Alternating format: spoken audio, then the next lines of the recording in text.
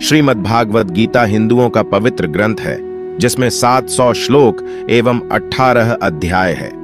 महाभारत के युद्ध के दौरान युद्ध के मैदान में अपने सगे संबंधियों को देख जब अर्जुन अपने कर्तव्य से विचलित हो गए थे, उस समय भगवान श्री कृष्ण ने अर्जुन को जो उपदेश दिए थे वही श्रीमद्भागवत गीता है। भागवत गीता में जीवन के हर एक प्रश्नों का उत्तर समाहित है। जो मनुष्य गीता को सुन लेता है वह जीवन के सभी दुख, वासना, ईर्ष्या, क्रोध, लोभ, मोह, लालच जैसे बंधनों से मुक्त हो जाता है। भागवत गीता मनुष्य के जीवन को बहुत ही सरल बना देता है, क्योंकि भागवत गीता में जीवन का असली मकसद बताया गया है। इससे पहले कि आप गीता के इन अनमोल उपदेशों में खो जाए, उससे पहले वीडियो को लाइक करके चैनल को सब्सक्राइब जरूर कर लें। भगवान श्री कृष्ण गीता में कहते हैं कि यहाँ सब कुछ बदलता रहता है। काल चक्र में इतनी शक्ति होती है कि वह राजा को रंक और रंक को राजा बना देता है। इस जीवन में एक पल में क्या हो जाना है और दूसरे पल में क्या हो जाना है, इसका आकलन कोई नहीं कर सकता। इस जीवन में कोई भी चीज स्थायी नहीं है। हर एक चीज शुरू होने के बाद उसका अंत अवश्य होता है और फिर नई चीज शुरू होती है। जीवन में दुख आते हैं तो कुछ पल के बाद सुख भी आते हैं। कभी लाभ होते हैं तो कभी हानि भी होती है। कभी जय होता है तो कभी पराजय भी होता है। कभी मान होता है तो कभी अपमान भी होता है। इसलिए मनुष्य को चाहिए कि वह दुख को भी अस्थायी समझकर उसे अपनाए। गीता में भगवान श्री कृष्ण अर्जुन को कहते हैं कि किसी चीज को शुरू करने के लिए कभी कोई सही समय नहीं होता। मनुष्य जब कोई चीज शुरू करता है वही उसके लिए सही समय होता है। जो मनुष्य सही समय के इंतजार में रहता है उसके लिए सही समय कभी नहीं आता और वह कभी भी अपने काम को शुरू नहीं कर पाता। ऐसे मनुष्य जीवन भर सही समय का इंतजार करते ही रह जाते हैं और कभी सफलता प्राप्त नहीं कर पाते। इसलिए मनुष्य को चाहिए कि सही समय की प्रतीक्षा करने के बजाय वह अभी से ही काम को शुरू करें। बीते कल और आने वाले कल की चिंता करना व्यर्थ है, क्योंकि ना बीते हुए कल को बदला जा सकता है और ना आने वाले कल को देखा जा सकता है। मानव को वर्तमान का आनंद लेना चाहिए। भूतकाल में बीते घटनाओं को सोचकर एवं आने वाले कल की चिंता करके मनुष्य वर्तमान के सभी पलों को व्यर्थ गुजार देता है। जो हो गया सो हो गया और जो होगा उसे टाला नहीं जा सकता। इस सत्य को अपनाकर मनुष्य को वर्तमान के हर एक पल का आनंद उठाना चाहिए। हर व्यक्ति दुनिया को अपने अपने नजरिए से देखता है। जिसकी जैसी नजर यह दुनिया उसके लिए उसी तरह है। दुनिया को बदलने से पहले खुद के नजरिया को बदलना जरूरी होता है। जिस दिन आपका नजरिया अच्छा हो जाएगा, यह दुनिया भी आपको बहुत अच्छी लगेगी। नजरिया हमारे व्यक्तित्व का बहुत अहम हिस्सा होता है। यही हमारे जीवन यात्रा की दिशा तय करता है। नजरिया सकारात्मक और नकारात्मक दोनों हो सकता है।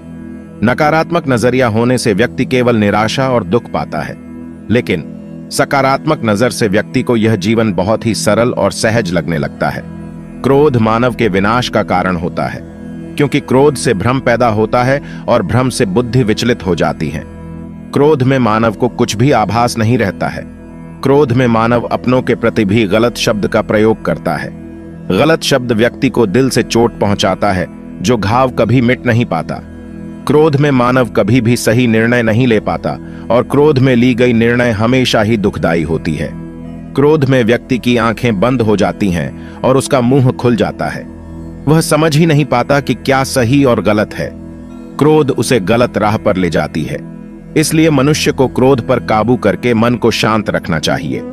श्री कृष्ण कहते हैं कि कर्म करो, फल की इच्छा मत रखो, क्योंकि कर्म करना मनुष्य के अधीन है, लेकिन फल प्राप्त करना मनुष्य के अधीन नहीं है।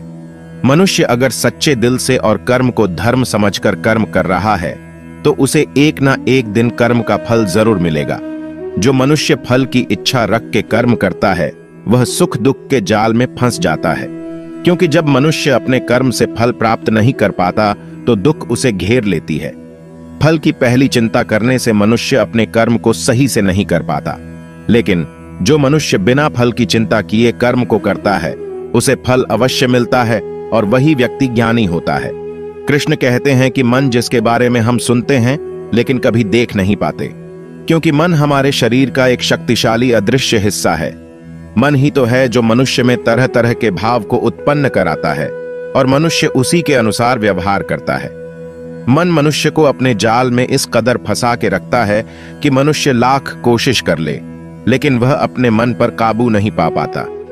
मन काफी शक्तिशाली होता है। वह मनुष्य को अपने अधीन रखता है और हमारा मन हमें चाहता रहता है।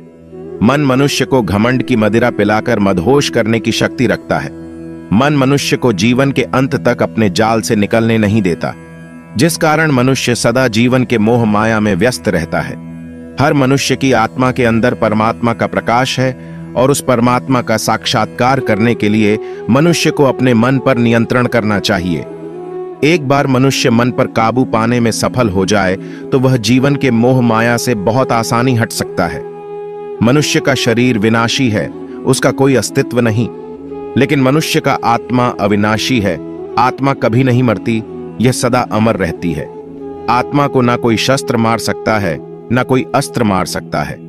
मनुष्य का शरीर मृत्यु के बाद 5 तत्वों में विलीन हो जाता है, लेकिन आत्मा दोबारा नए शरीर में जन्म लेती है। इस प्रकार जो व्यक्ति जीवन के इस सत्य को समझ जाता है कि आत्मा कभी नहीं मरती, वह व्यक्ति कभी किसी के मरने का शोक नहीं मनाता, क्योंकि उसे पता है कि केवल शरीर मरा है, आत्मा तो जिंदा है। शरीर का नाश होने के बाद आत्मा दोबारा किसी अन्य शरीर का रूप लेगी। व्यक्ति जो कर्म कर रहा है वह पाप है या पुण्य, यह कार्य को करते हुए देखकर नहीं कहा जा सकता। व्यक्ति किसी भी कर्म को जिस भावना से करता है, वही उस व्यक्ति के कर्म को पाप और पुण्य के रूप में परिभाषित करता है। उदाहरण के लिए, कोई व्यक्ति धन के लालच में किसी की हत्या कर देता है, वहीं दूसरा व्यक्ति किसी की जान बचाने के लिए किसी दुष्ट व्यक्ति की हत्या कर देता है। यहां दोनों व्यक्ति के द्वारा किसी की हत्या की गई है, दोनों का ही कर्म समान है, लेकिन दोनों का कर्म पाप का भागीदारी नहीं है। लूट के उद्देश्य से हत्या करने वाले व्यक्ति का कर्म पाप का भागीदारी होगा, लेकिन किसी के जान बचाने के उद्देश्य से दुष्ट व्यक्ति की गई हत्या पाप की श्रेणी में नहीं आएगा। जिस चीज को पाने के लिए मनुष्य जीवन भर संघर्ष करता है, जिसे पाने के लिए अपनों से बगावत करता रहता है, जिसे पाने के लिए सब कुछ कर जाता है, उनमें से कोई भी चीज मृत्यु के दौरान उसके साथ नहीं जाती। इसलिए हर मनुष्य को जीवन के इस सत्य को अपनाकर संतुष्ट रहना चाहिए। खुद पर विश्वास मनुष्य को ताकतवर बनाती है। आपकी सफलता आपके खुद के विश्वास पर निर्भर करती है। व्यक्ति अगर खुद पर विश्वास कर ले तो वह हर एक कठिन कार्य को कर सकता है। खुद पर विश्वास मनोबल को ऊंचा करती है और व्यक्ति लक्ष्य को प्राप्त करने के लिए निश्चय कर पाता है। खुद पर विश्वास करके अगर मनुष्य कर्म में लग जाए तो उस कर्म को करने में उसे आनंद आता है और निश्चित ही उसे सफलता मिलती है। आज संसार के मानव विभिन्न धर्मों में बंट चुका है और वे धर्म, संप्रदाय और भगवान के नाम पर एक दूसरे के विरोधी हैं, लेकिन उन्हें नहीं पता कि संसार में ईश्वर के कई रूप हैं और इसमें कोई भी छोटा नहीं है। परमात्मा का हर एक रूप समान है। जिस तरीके से हर एक नदी अंत में सागर में जाकर मिलती है, उसी तरह हर एक धर्म, मत की धाराएं परमात्मा रूपी सागर में जमा होती हैं। इस संसार के निर्माता एक ही परमपिता है। इसलिए हर एक इंसान को धर्म जात से परे एक ईश्वर की आराधना करते हुए मिलजुल कर रहना चाहिए। जो व्यक्ति कर्म और ज्ञान को अलग अलग समझता है वह अज्ञानी है। ज्ञानी व्यक्ति के लिए कर्म और ज्ञान दोनों ही एक ही है, क्योंकि बिना कर्म के ज्ञान का कोई अर्थ नहीं। गीता कहती है कि ज्ञान को पढ़ने से प्राप्त नहीं किया जा सकता, इसके लिए अनुभव करना चाहिए और अनुभव करने के लिए कर्म करना जरूरी होता है। इस तरह कर्म करने से ज्ञान का अनुभव होता है। संसार में सबसे ऊंचा धर्म कर्तव्य का पालन करना है। जो व्यक्ति अपने कर्तव्यों का भली भांति पालन करता है, उसे सुख और मन की शांति का अनुभव होता है। अपना कर्म भले ही कितना ही कष्टदायक क्यों ना हो, लेकिन अपने कर्म को कर्तव्य समझकर करना दूसरे की नकल करने से श्रेष्ठ होता है। कर्तव्य मनुष्य को बेहतर बनाता है। हर एक कर्म में दोष होता है, इसलिए दोष देकर अपने कर्तव्य से पीछे नहीं हटना चाहिए। जिस प्रकार अग्नि के साथ धुआं भी होता है, उसी तरह हर एक कर्तव्य में छोटा मोटा दोष हो सकता है, लेकिन इस पर ज्यादा विश्लेषण करने से संशय और अकर्मण्यता पैदा होता है। जीवन में हर एक चीजों का संतुलन होना जरूरी है। जीवन में अच्छे बुरे दिन आते रहते हैं, किसी भी हालात में अति नहीं करना चाहिए। जैसे दुख आने पर बहुत ज्यादा निराशा में डूबना नहीं चाहिए, और ना ही सुख आने पर बहुत ज्यादा खुश होना चाहिए, क्योंकि कोई भी चीज अस्थायी होती है। इससे असंतुलन पैदा होता है जो जीवन की गति और दिशा को बाधित करता है, और इससे अनावश्यक दुख और कष्ट उत्पन्न होते हैं। मन, विचार और कर्म में संतुलन बनाकर ही ज्ञान की प्राप्ति की जा सकती है। कर्मों को एक रूप से देखता है। उस व्यक्ति का नजरिया सही है। अज्ञानी पुरुष के पास ज्ञान नहीं होता, इसी वजह से वह हर किसी भी चीज को गलत नजर से ही देखते हैं। ताकि सार में ऐसे मनुष्य के बारे में भी बताया गया है जो मनुष्य अपने को मन को काबू में नहीं रख पाते। ऐसे लोग का मन इधर से उधर भटकता रहता है। ऐसे मनुष्य का मन उनके लिए शत्रु के समान काम करता है, क्योंकि मन व्यक्ति के मस्तिष्क पर बहुत गहरा प्रभाव डालता है। जब मनुष्य का मन स्थिर रहता है तो वह व्यक्ति भी सही तरीके से अपना काम करता है। गीता के सार में यह भी बताया गया है कि मनुष्य को सबसे पहले अपनी खुद का आकलन, मतलब खुद के बारे में जान लेना चाहिए। खुद की काबिलियत और क्षमता को जानना ही मनुष्य को आत्मज्ञान की प्राप्ति करा सकता है। जब तक मनुष्य खुद के बारे में जान नहीं लेगा, तब तक उस मनुष्य का उद्धार नहीं हो सकता। हर एक मनुष्य को अपने आप पर पूरा पूरा भरोसा करना चाहिए, क्योंकि जो लोग खुद पर विश्वास करते हैं वह अवश्य ही सफलता प्राप्त करते हैं। ऐसा भी बताया जाता है कि जो व्यक्ति जैसा विश्वास करता है, आखिरकार वैसा ही बन जाता है। मनुष्य को कर्मों को करते रहना चाहिए और यह नहीं सोचना चाहिए कि इस कर्म का क्या परिणाम उनको प्राप्त होगा, क्योंकि कर्म का फल तो हर एक इंसान को मिलता ही है। इसलिए मनुष्य को चिंता ना करके अपने कर्मों पर ध्यान देना चाहिए। ऐसा करने पर वह अपने किसी भी काम को सच्चे मन से करते हुए नजर आएंगे। मनुष्य के जीवन में सुख दुख दोनों ही स्थिति का अनुभव होता रहता है। सुख की स्थिति में मनुष्य ज्यादा ही प्रसन्न हो जाता है, तो वही दुख की स्थिति में मनुष्य निराशा महसूस करता है। इसलिए सुख और दुख दोनों ही स्थिति में मनुष्य को अपने मन पर काबू रखकर उसे स्थिर रखना ही योग्य कहलाता है। जब कोई भी मनुष्य सांसारिक इच्छाओं को त्याग करके फल की चिंता न करके अपने कर्मों को करता है, तो उसी स्थिति को मनुष्य योग में स्थित कहलाता है। जो मनुष्य अपने मन को काबू में कर लेता है, वह मनुष्य का मन ही उसका सच्चा मित्र बन जाता है। लेकिन जो मनुष्य अपने मन को काबू में नहीं कर पाता, उसके लिए उसका मन ही उसका दुश्मन साबित होता है। वहीं जो मनुष्य अपने मन पर विजय प्राप्त कर ले, तो उसको परमात्मा की प्राप्ति हो जाती है। इसका मतलब जिस भी मनुष्य को ज्ञान की प्राप्ति हो जाती है, उसके लिए सुख दुख, सर्दी गर्मी और मान अपमान सब एक समान हो जाता है। किसी भी चीज की अधिकता उनके लिए हानिकारक साबित हो सकती है। यह किसी भी प्रकार की अधिकता हो सकती है, कड़वाहट हो या फिर मधुरता, खुशी हो या गम।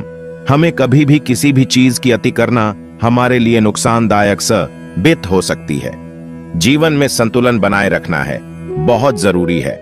जब तक मनुष्य अपने जीवन में संतुलन नहीं बनाएगा, तब तक मनुष्य अपने जीवन को खुशी से व्यतीत नहीं कर सकता। इसलिए मनुष्य को अपने जीवन में किसी भी चीज को ज्यादा करने से बचना चाहिए और जीवन में संतुलन बनाकर रख सही है। जो मनुष्य बहुत मतलबी होते हैं और उनको बस अपने मतलब से मतलब होता है और वह अपना मतलब पूरा करने के लिए कुछ भी कर सकते हैं, उन लोगों का कभी भी भला नहीं होता। आपको यह बात भी बता दे, मनुष्य का स्वार्थ उसे अन्य लोगों से दूर ले जाकर उसे नकारात्मक स्थिति और ले जाता है, जिससे वह व्यक्ति संसार में अकेला रह जाता है। वहीं गीता में यह भी कहा गया है कि एक स्वार्थी व्यक्ति शीशे में फैले धूल की तरह होता है, जिसकी वजह से वह व्यक्ति अपना सही प्रतिबिंब कभी देख नहीं पाता। इसलिए किसी भी व्यक्ति को अगर जीवन में खुशी पूर्वक अपना जीवन व्यतीत करना हो, तो अपने स्वार्थ को कभी भी अपने पास नहीं आने दे, क्योंकि एक स्वार्थी मनुष्य दोस्ती में भी अपना स्वार्थ निकालने की कोशिश करता रहता है। इसलिए जीवन में ऐसा मनुष्य बने जो अपने साथ साथ लोगों की भलाई के बारे में भी सोचे, तभी जाकर वह मनुष्य एक सफल और खुशी पूर्वक अपना जीवन व्यतीत करता हुआ नजर आता है। ईश्वर हमेशा ही अपने भक्तों का साथ देते रहते हैं। जो मनुष्य इस प्रभावशाली सत्य को मान लेता है, तो उसका जीवन पूरी तरह से बदलता हुआ उसे महसूस होता है, क्योंकि संसार का निर्माण भगवान ने ही किया है और वही इस पूरे संसार को चला रहे हैं। इंसान तो बस एक कठपुतली है जो भगवान के इशारों पर चल रही है। इसलिए मनुष्य को कभी भी अपने भविष्य और वर्तमान की चिंता नहीं करनी चाहिए, क्योंकि भगवान उनकी हर एक विकट परिस्थिति में उनका साथ देते हैं और हमें मुश्किल से बाहर निकालते ही है। इसलिए हम सबको ईश्वर पर सदैव भरोसा रखना चाहिए। लोग सदैव ही हर एक परिस्थिति में सत्य पर संदेश की आदत रखते हैं और जरूरत से ज्यादा शक करते हैं। ऐसे लोगों के बारे में भगवान श्री कृष्ण ने ऐसा कहा है कि पूर्ण सत्य की खोज, यह हमेशा संदेह करना, मनुष्य को दुख का कारण बनती है। शक करना एक ऐसी आदत है जो मजबूत से मजबूत रिश्ते को भी खतरे में डाल देती है। वहीं जिज्ञासा होना एक अलग बात है, लेकिन पूरी तरह से सत्य की खोज या फिर संदेह करना उसको दुख प्रदान करती है। और शक करने वाला इंसान के पास अंत में पछतावा के अलावा कुछ भी नहीं रहता। जाहिर है कि मनुष्य के सुख और दुख में मन की स्थिति एक जैसी नहीं रहती है। सुख में मनुष्य ज्यादा उत्साहित हो जाता है और दुख में वह बेकाबू हो जाता है। इसलिए सुख और दुख दोनों में ही मनुष्य के मन की समान स्थिति हो, इसे योग ही कहा जाता है। वहीं जब मनुष्य सभी सांसारिक इच्छाओं का त्याग करके बिना फल की इच्छा के कोई काम करता है तो उस समय वह मनुष्य योग में स्थित कहलाता है। और जो मनुष्य मन को वश में कर लेता है उसका मन ही उसका सबसे अच्छा मित्र बन जाता है। लेकिन जो मनुष्य अपने मन को वश में नहीं कर पाता है उसके लिए वह मन ही उसका दुश्मन बन जाता है। वहीं जो मनुष्य अपने अशांत मन को वश में कर लेते हैं उनको परमात्मा की प्राप्ति होती है।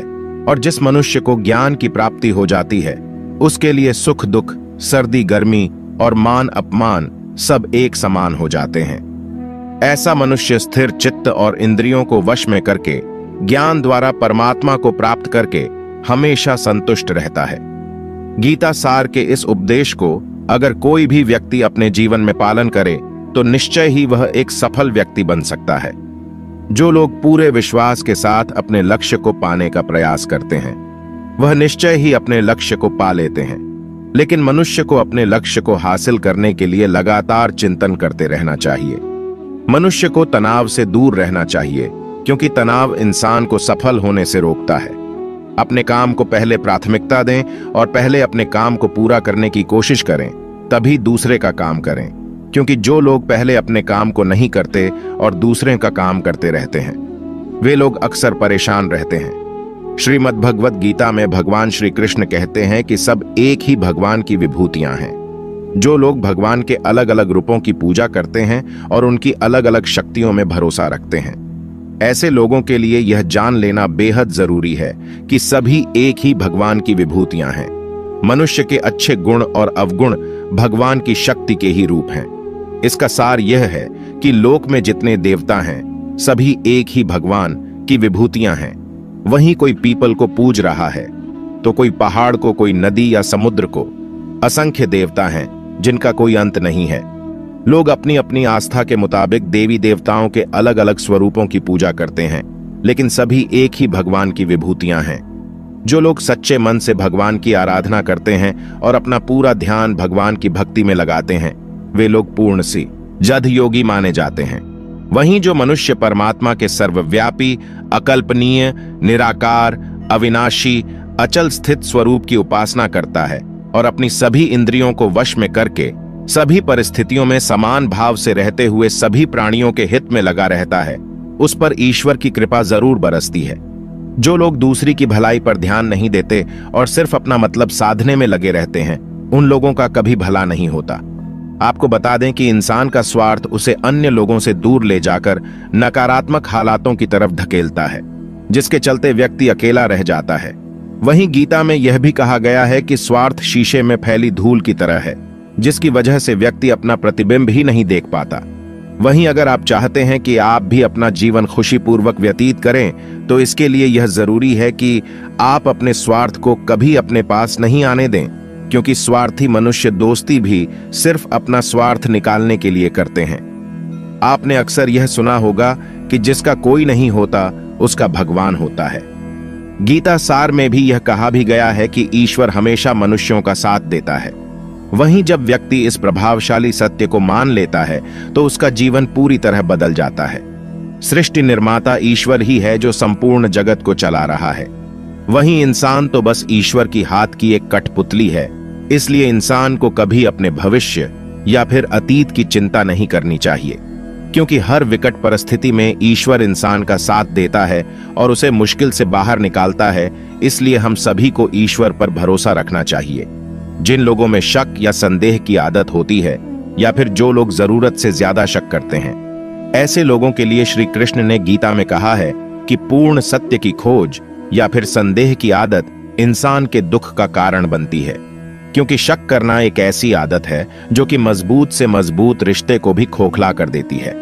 वहीं जिज्ञासा होना भी लाजमी है, लेकिन पूरी तरह सत्य की खोज या फिर संदेह ही इंसान के दुख का कारण बनती है, और शक करने वाले इंसान बाद में इसका पश्चाताप करते हैं। श्री कृष्ण कहते हैं कि जो चीजें हमारे दायरे से बाहर हो उसमें समय गंवाना मूर्खता ही होगी।